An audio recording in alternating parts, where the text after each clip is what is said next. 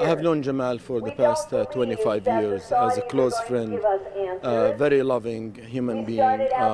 He loves everybody. He loves his country so much. I have known Jamal Khashoggi for over 13 years. As you know, he used to be at the embassy here in Washington. I think the first time we met was in this building. I was with Al Hayat newspaper, where he ended up working later as a columnist. I met Jamal, several times over the last 20 years. I met him in Saudi Arabia, I met him in Washington. He was, because I'm afraid he's dead, he was a very intelligent, pleasant, thoughtful individual. We met at Panera Bread. We had breakfast together. And we have a big project we were working on together, Dawn, which is democracy for the Arab world now. And we were just working on details, and he said, I'm going to Istanbul for a visit. The Jamal I knew was very kind, is very kind. I don't know what to use. And a statement come out that the king of Saudi Arabia, not the son. Someone who had independence of mind, and he was hired and fired repeatedly to be editor of important publications in Saudi Arabia because nobody could really tell him what to do or what to think. A very transparent and intellectually open. We disagreed on some stuff. We disagreed about the U.S. role on the concept of political Islam, but he was always open to debate. But he was a patriot.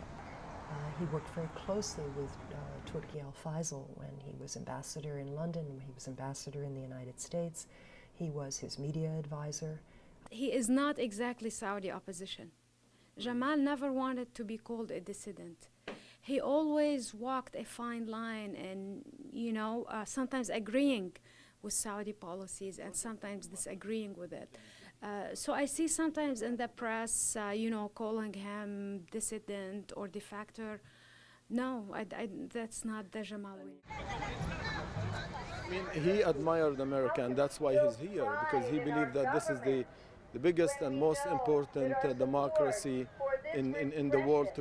About his stay in the U.S. in particular, he was frustrated. He couldn't see his family.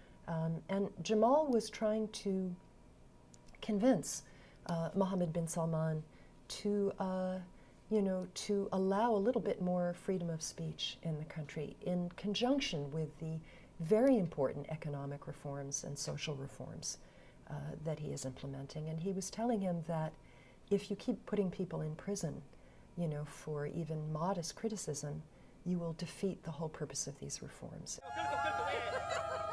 And he was very heartbroken that he couldn't be there when Saudi women were able to drive.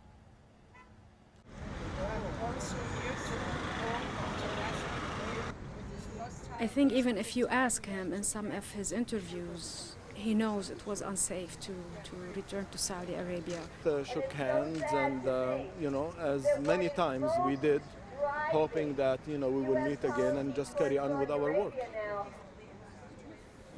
Work at the Saudi embassy, but also criticized Saudi Arabia, who was a great intellectual writer. At the time, there are not many of those in the region.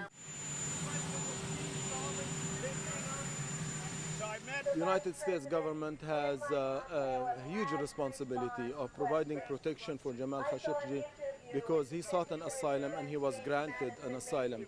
He is a resident of Virginia in the United States. He is a journalist for one of the biggest newspapers in the world, the Washington Post.